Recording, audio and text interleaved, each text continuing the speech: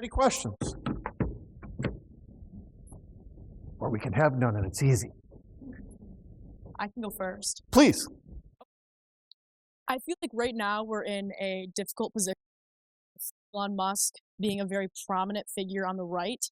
And as you said, such a large issue that comes with this from the corporate plutocracy and people with money having so much power.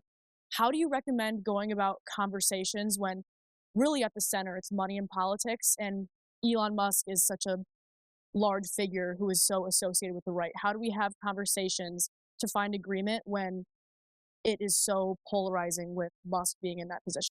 Absolutely. That's another one that, thank you, it's a great question. That's another one that we have to avoid. How do we have conversations with incredibly polarizing people at the center of our politics?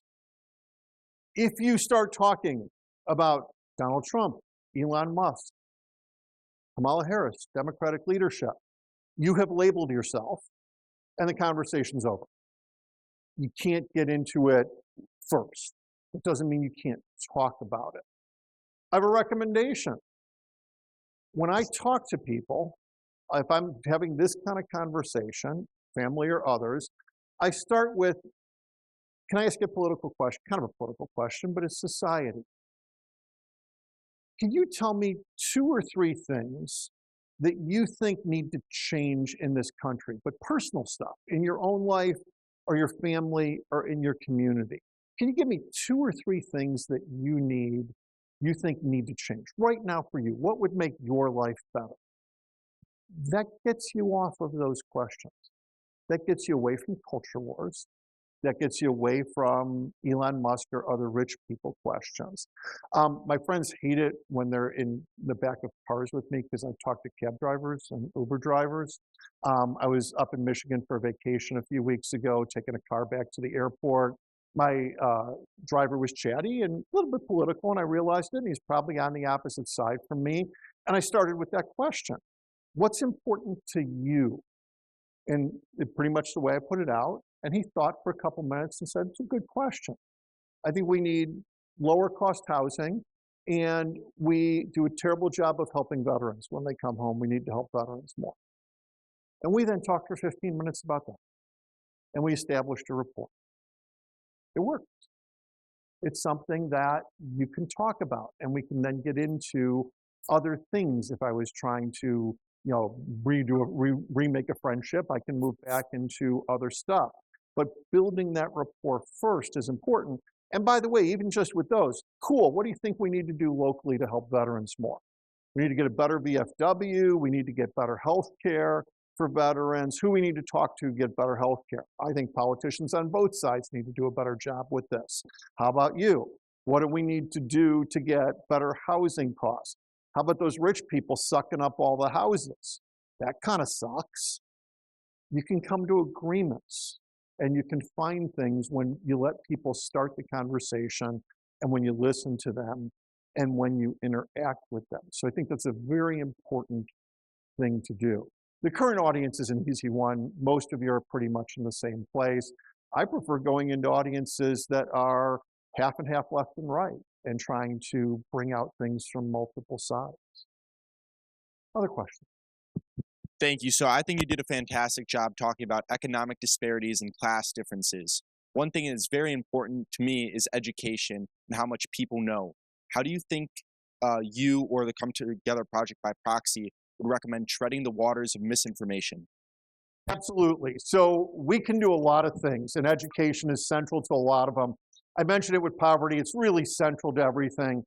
I am fairly certain, looking at a lot of data, that our education system has been torpedoed on purpose by the people at the top. They don't want to spend money on it, not because they're cheap, but rather because they don't want people who know how to fight back.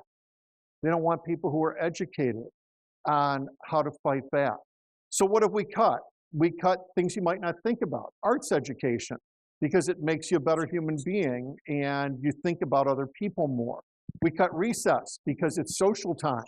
And most teachers would tell you recess is important.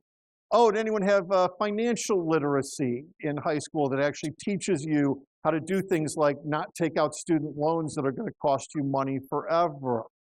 By the way, If we didn't have those student loans, college would end up costing less because people couldn't go there because they couldn't get the loans. And that would have a big picture effect. That's a piece of why costs went up so much, is those loans were easily available and we were encouraged to take them. And then we just need civics classes. Civics classes have been cut out of curriculums. To get those things, you need to start locally. Those are all local decisions. Those are school board decisions. Those are people getting out into the community and pushing others in the community. And the great thing about most school boards is if you dedicate to yourself to it, you can pretty much shake every hand in a school district in a summer. Even if you're a college student, you can pretty much talk to every human being. And if you get people together locally around these concepts, you can do it. I think our education system, public in this country, is a massive problem because it has been purposefully deteriorated. We need to build that back up, and we need to move toward proper education funding. Property taxes are a horrible way to fund education. We need to move away from that in the United States. By the way, that's a Democrat and Republican thing. There are a lot of MAGA people right now who say that they don't want property taxes funding education either. That might not be as contentious as you think. The politicians and the owning class don't like it, but a whole lot of people at the lower 90% do. Great question, thank you. So back in the 1960s, as we're all aware, there was a huge sort of social revolution that occurred in the United States.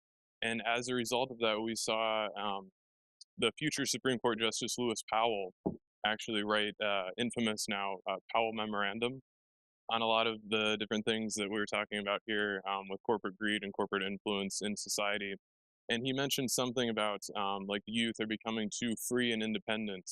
The organizations that are supposed to be, sort of indoctrinating us are, failing at that task. I think he wrote it to the Chamber of Commerce at that time. But I guess my question of all that to you would be, do you think, and I'm playing the devil's advocate here, but Sure. do you think that there is any point in time where we would see an excess of democracy?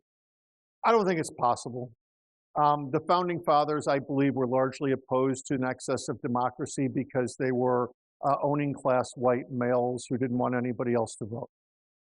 Property owning white males who didn't want anybody else to vote and didn't think other people were qualified. That being said, I'll go to Jefferson on this, who thought that the most important aspect of voting was education and educating people to be good citizens. I don't think we're going to get there because what would too much democracy look like? Take Germany as an example.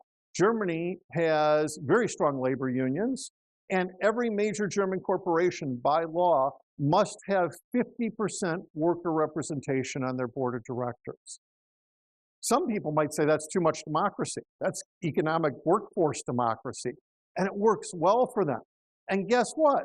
The board of directors determines the CEO's pay, and they don't get paid as much compared to the workers when they do it. European countries are talking about cutting billionaires' wealth in half. There have been some ideas floated on that with a wealth tax. These things are possible. They can happen, and we have so far to go before too much democracy that I am not concerned in the least. I certainly hope we're at least out of the solar system by then. I've got one up here and then over there. Thank you so much for this amazing talk today.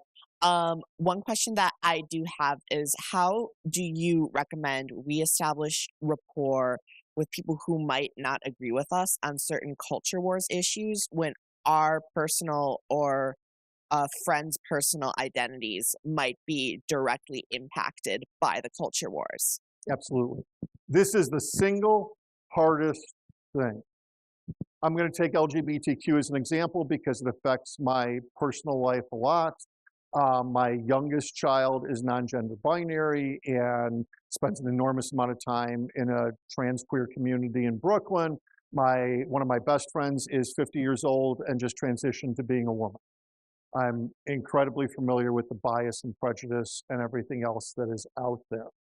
I talk to people who are anti-trans and anti-queer.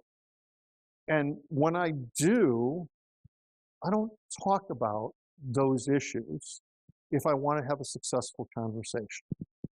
I talk about other things. And one of the factors that I realized a long time ago is personally, I don't get any satisfaction in yelling at you and throwing facts at you that I know are right and that I know you are going to completely reject. Now, what I do try to get back to is I'll start with moving towards some other things. I always try to get around to human beings, though. I always try to get around to human rights. I always try to get around to freedom and liberty. Is this really what we mean by freedom? Should we really be doing this to other human beings, or should human beings have a choice? Should people have the liberty to have a choice of what they do? You can work it in sometimes. It's using language people will understand, and it's almost never directly attacking the culture war issues. Best case, you have to come at it from an angle. And I have found, by the way, the liberty, freedom, choice angle can be a very strong one that people have problems arguing with. So really good. Okay. So I'm from Texas. I've spent a lot of time living in the rural part of the world, and I can tell you right now that one of the last things those people want is another person from the city coming out, trying to tell them how to live their life, run their, whatnot. How do you plan on differentiating yourself from other people who have basically instilled that fear of the urbanite in a lot of rural populations? Did I set you up to ask that question? I didn't. That's a fantastic question. Because I was going to bring that up at the end, but we'll do it right now. I need your help and a lot of other people's help. Here's the deal. I last summer started going out to communities to talk to people. I went to a couple places in rural Ohio. No one is going to come to see me in rural Ohio because it's me. We got small groups together because people I was working with invited people in. And then one of the things I found out in one of these towns in rural Ohio was churches love this stuff. Community groups that want to bring people together love this stuff. I've been talking to the theology department here as an example. I've talked to many different church leaders who have their own version of a bringing people together and trying to get past our differences. And they love this idea. If I'm going to Texas, which I would love to do someday, it doesn't always have to be just Austin or Houston. If I end up going to Texas for one of these someday, I need a coalition of groups that include different churches and others to host it. You need groups that people trust to host it. You need hosts to come together and bring it together. Here's my challenge for you all. I need your help, and I really hope I'll get it. People on this campus have already committed to it for the spring and summer. Do you live in an area in Illinois or pretty much any place that is drivable? I'm probably not going out to Washington State for a while. No budget for that. Do you live in an area that has people who would benefit from this? Maybe all on one side, maybe a mixture of sides. Can you set up a meeting? Can you set up something like this? As few as 10 or 12, but 30, 50, 100 people would be better. Do you have any local friends or groups that you can work with? Local churches, local community groups that can help host something? I am happy to go out to a lot of different places and talk about this and build community. And what I've also found is when I go to one place to build community, the number one thing that I talk to people about afterwards is, hey, I've got another place you have to go, and I've got these 3 groups that can help you. That's how this grows. And that might start in the suburbs of Chicago. I'll get decent contacts in the city, but if you've got city contacts, I'm happy to do it here too. We got a lot of diversity politically and socially in the suburbs. But I'm happy to go to the red states and send a message some people might see as blue, or blue states and send a message some people might see as red. By the way, blue states hate it when I tell them they can't pay attention to the culture wars. They hate it when I tell them you don't get any place by fighting that stuff. And you got to find other ways to do it because it's hard, because it's not easy to do. But thank you. It's a great question. Hi, I am also from a very small rural town in the South, and I noticed specifically after this most recent election, I had a lot of my liberal college friends that I've made here in the city of Chicago tell me like, oh, maybe not tell me specifically, but post on their Instagram stories, post on X, social media and the like, saying, oh, if you're friends with Republican, if you're friends with anybody who voted for Trump, you need to drop those people immediately. You need to cut those people off. And that feels bad because I have family who are MAGA supporters. I have friends who are Republicans. I have friends back home who I don't really talk politics with because I know we disagree heavily, but I don't want to cut those people off from my life. How would you say that I should respond to my college friends in this way? I'm talking the center of my life for the past 8 years, and the reason this organization exists. I was put in that position in 2016 when I had a lot of friends who were canceling people because of that. And I tried to talk to my friends who canceled people, and it was hard. And what I ended up coming down to is, you know what? I still think that there's a need to find ways to engage with people so that we're not always at a 50.1% versus 49.9% fighting point. I think we actually have things in common with those people, at which time your friends and family will say, I have nothing in common with those people, I guarantee it. And then you might have to point a few things out. And then I also try to point out to them some perspective. I try to understand them, so I try to understand where they're coming from. Most people in rural or post-industrial areas are suffering. This is, and I'm not saying this in a partisan way, this is why Donald Trump won. He recognized that people were suffering. He recognized that what we call the big picture economy, what the news calls it, what politicians call it, exists only for the people at the top. Everybody else has had nonstop inflation since the 1980s, and their wages have only gone up 20% since the 1980s. Everybody else is seeing housing that's completely unaffordable now, where one person used to be able to afford it. Can't afford medicine, have to make choices on what to eat and what to buy. Can you buy eggs? Can you buy bacon this week, or things like that? I'm capable of understanding that, and I want to understand that better. And that's what drives people. And I try to humanize the other side. But when it's my friends especially who want to cancel and who are mad at me for not canceling, I try to humanize the other side for them. Let's get one more. How do you think that we can, or how do you think that a conversation can change a society systemically, especially in a time where the main voices in our society right now are of the rich? I'm going to change one word that you said that's incredibly important. Conversations. It has to be plural. It's not a conversation. We know, I don't just think, we know from past experience with human rights groups, with humanitarian cause, anytime you're focusing on people and even big picture politics, small numbers of human beings are the start of change. One or two people can join and create organizations and bring others together and make change, whether it's the civil rights movement, whether it was a campaign to end landmines in the world that started with one mom in Canada, and within 2 years they had a landmines convention to end landmines. We have enormous history of dedicated individuals who see something wrong in their lives, who decide they're going to figure out how to fix it, and they're going to talk to others and bring others in. And it really is a blossoming effort. If we don't talk to anybody else, nothing ever happens. When we do talk to others, we have to encourage them to talk to others, and so on, and so on, and so on, and bring people into these groups. Come Together Project has no intention of doing it by ourselves. It is building alliances with others who are doing similar things, and there are people out there doing similar things. You just need to look for them. So I'm saying it starts with you and your life, and that's important, but that's literally just the start, and we need a lot more in a lot more people's lives. I think that is a fantastic question to end on.